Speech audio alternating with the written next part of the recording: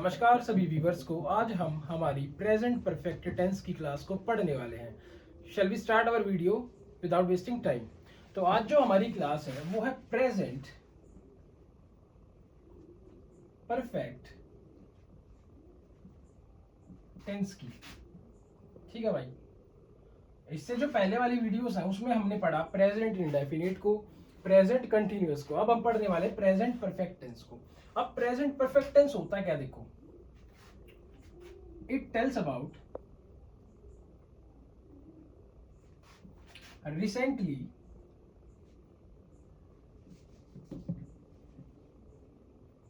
completed action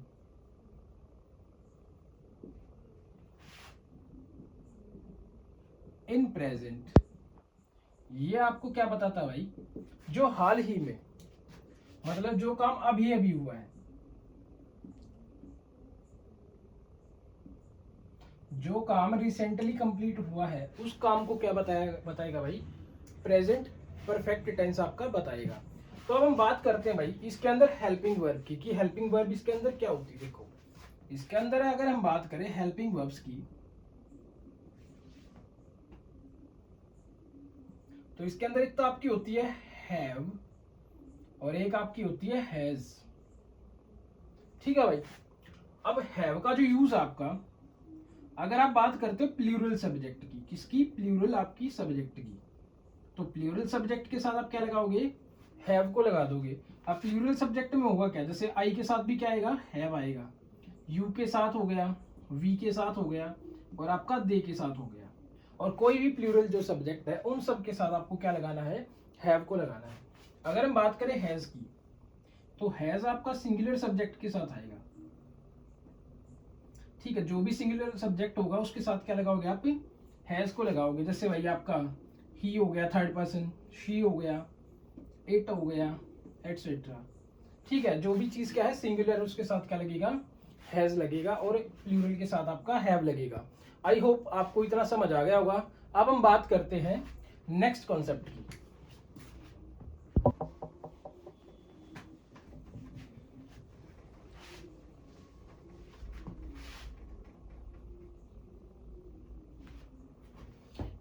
थोड़ा इससे आगे बढ़ने से पहले हम थोड़ा और सीखेंगे चीजों को। देखो, अगर आपको दिख जाए, क्या दिखे आपको, देखो, अगर आपको दिखे भाई येट, क्या दिख जाए आपको, येट। अगर आपको दिख जाए भाई सो फार, क्या दिख जाए आपको, सो फार। आपको क्या दिख जाए, ऑलरेडी।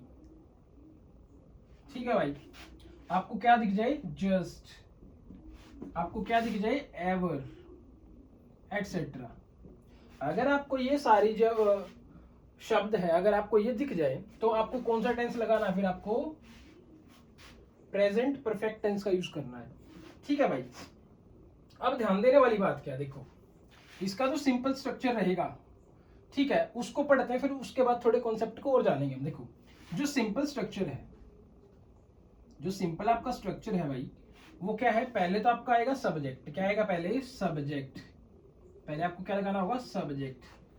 उसके बाद आपको हेल्पिंग वर्ब हैज और हैव को लगाना होगा। अब उसके बाद वर्ब की थर्ड फॉर्म, जिसको आप बोल सकते हो भाई पास्ट पार्टिसिपल। क्या बोल सकते हो जिसको आप, पास्ट पार्टिसिपल। ठीक है भाई, और उसके बाद आपका क्या आएगा, ऑब्जेक्ट। ये आपकी बात रहने वाली है भाई। ठीक, आई होप इतना आपको समझ आया होगा। अगर हम बात करें रिसेंटली कंप्लीटेड एक्शन की, जैसे भाई देखो, एग्जांपल के तौर पे जैसे मैं लिख रहा हूँ कुछ, मैं लिख रहा हूँ, ये जब मैं लिख रहा हूँ तो ये बात आपकी प्रेजेंट कंटिन्यूअस की है, लेकिन मैंने एकदम से कुछ लिख दिया, जैसे मैं लिख रहा हूँ मैंने रोक दिया भाई, तो क्या हुआ, आपका रिसेंटली एक्शन कंप्लीट हुआ है। देखो कैसे, जैसे मैंने एग्जांपल लिखा है यहाँ पे, जैसे मैंने लिखा भाई जतिन। अब जतिन तो सिंगुलर सब्जेक्ट है, और सिंगुलर के साथ हमने क्या पढ़ा, हमें हैज को लगाना होगा। Jatin has just taken T, कि जतिन ने बस अभी भी क्या की है, चाय पी है। तो अब ये जो थर्ड फॉर्म है टेकन, ये भी आई हुई है भाई, और ये जो हैज है, ये सब्जेक्ट आपका क्या है, सिंगुलर है। अगर आपका सब्जेक्ट सिंगुलर है तो हमने क्या लगाया, फिर उसके साथ में हमने हैज को लगाया। आई होप आपको ये समझ आया होगा। अब हम थोड़ा और कॉन्सेप्ट को समझते हैं, फिर उसके बाद हम और आगे बढ़ेंगे।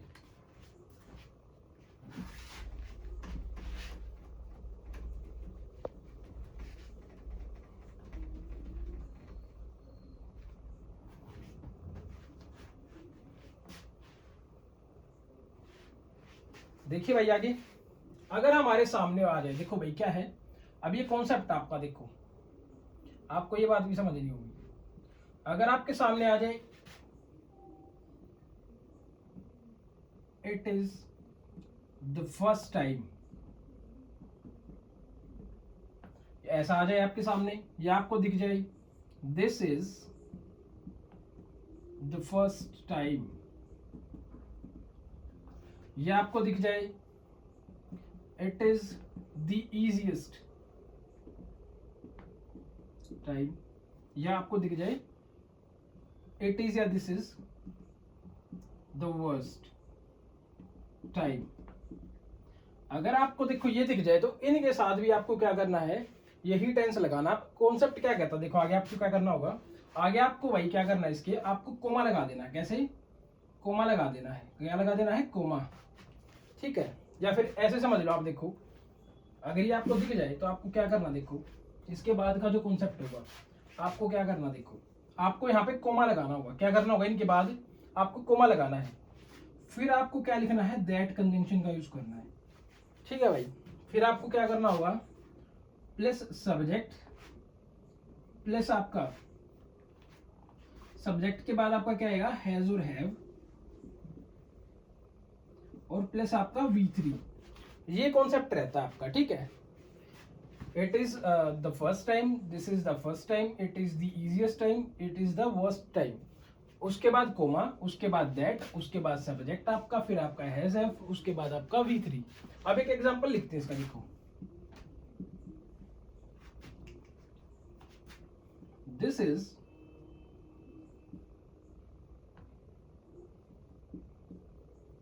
The first time, this is the first time, this is the first time, comma आ गया, that I have eaten this type of chocolate।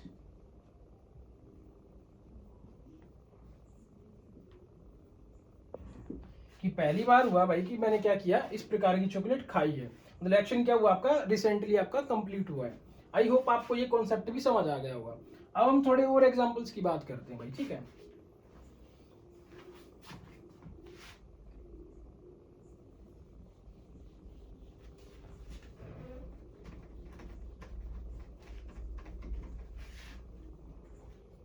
देखो भैया अब हम बात करते हैं सिंपल ही स्ट्रक्चर की। जो सिंपल स्ट्रक्चर था आपका,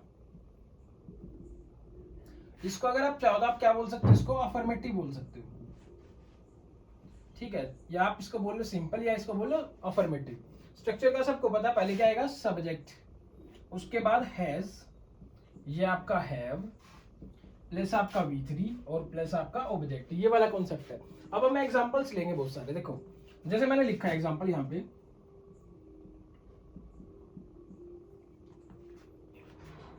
I have written a letter, कि मैंने क्या किया, एक लेटर लिखा है। अब जो एक्शन हुआ है, जो काम हुआ है, वो क्या हुआ, रिसेंटली कंप्लीट हुआ है। रिसेंटली क्या हुआ आपका, कंप्लीटेड एक्शन हुआ भाई, इसीलिए हमने क्या किया, इस टेंस का लगाया। और हुआ भी कब काम, प्रेजेंट के अंदर हुआ भाई। कहाँ हुआ, प्रेजेंट के अंदर हुआ आपका काम। ठीक है, अगला एग्जांपल, जैसे the teacher has taught the students, कि जो अध्यापक है उसने स्टूडेंट्स को पढ़ा दिया है, मतलब काम पूरा हो गया है या हो चुका है। ठीक है, आई होप आपको ये समझ आया होगा।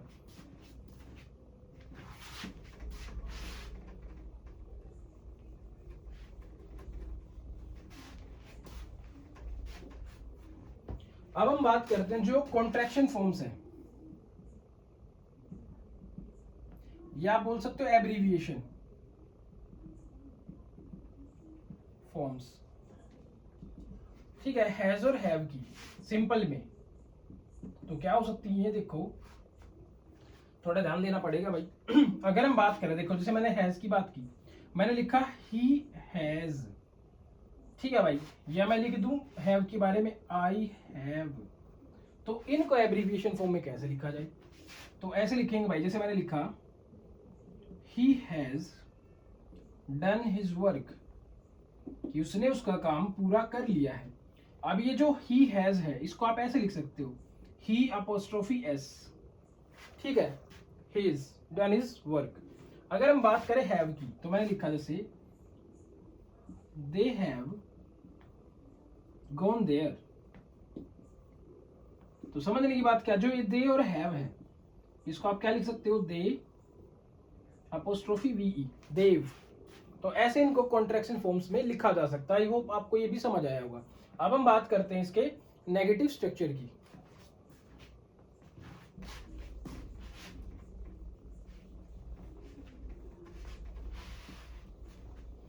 अब ध्यान दीजिए भाई थोड़ा, जो नेगेटिव स्ट्रक्चर होता है,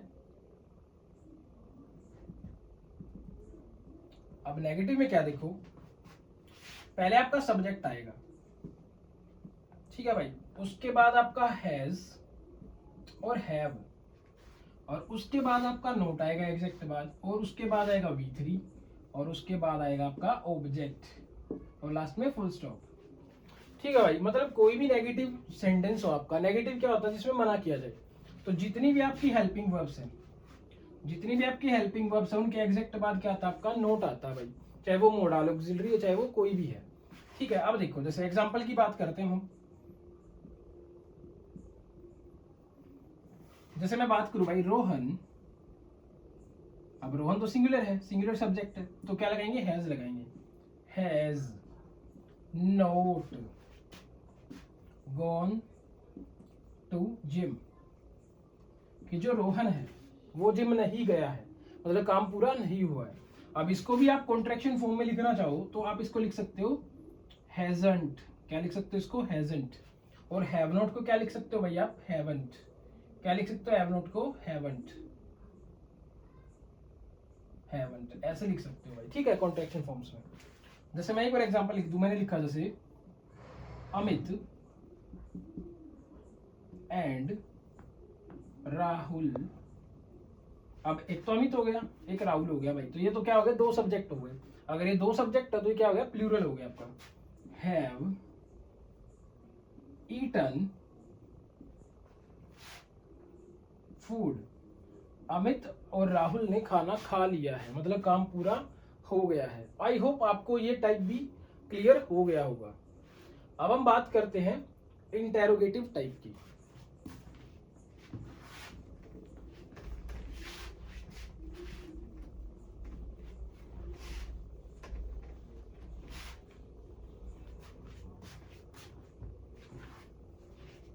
अब जो इंटेरोगेटिव टाइप है आपका, देखो इसको ध्यान दो थोड़ा इसके ऊपर।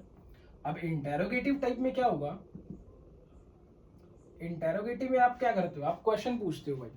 ठीक है, क्या करते हो आप, क्वेश्चन पूछते हो। पहला तो ये है भाई स्ट्रक्चर कि आपको हेल्पिंग वर्ब को पहले लगाना होगा, हैज, हैव को आपने क्या कर दिया, पहले लगा दिया, उसके बाद आपने सब्जेक्ट को लगा दिया भाई। ठीक है, उसके बाद आपने V3 को लगा दिया, और उसके बाद आपने ऑब्जेक्ट को लगाया, और प्लस आपने क्या क्या कर दिया भाई, क्वेश्चन मार्क को लगा दिया।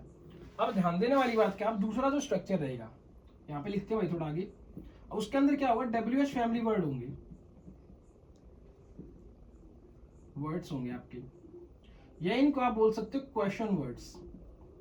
ठीक है, ये हमने क्या किया था भाई, पहले वाली क्लास में भी सीखा था कि कैसे यूज होता है। प्लस क्या होगा, अब आपको हेल्पिंग वर्ब लगा देनी है, हैज या हैव, उसके बाद आपको सब्जेक्ट लगाना है, उसके एग्जैक्ट बाद आपको V3, और एग्जैक्ट बाद आपको ऑब्जेक्ट लगा देना है, और उसके बाद आपको साइन ऑफ इंटेरोगेशन लगाना है। अब ध्यान दीजिए भाई, अब जब आपको क्वेश्चन पूछना तो आप क्या करोगे, देखो एग्जांपल लिख रहा हूं यहाँ पे, जैसे मैंने लिखा भाई कि क्या तुमने अपना काम पूरा कर लिया है, तो देखो हैव यू, तो यू से पहले क्या लगाया, हैव, ये हेल्पिंग वर्ब है, पहले वाला स्ट्रक्चर। डन योर वर्क, क्या तुमने तुम्हारा काम कर लिया, और लास्ट में हमने क्या लगाया, साइन ऑफ इंटरोगेशन। अगर दूसरे की बात करें तो दूसरे की अगर हम बात करें, पहला तो ये दूसरा मैं रेड से लिख रहा हूं भाई, वाई हैव यू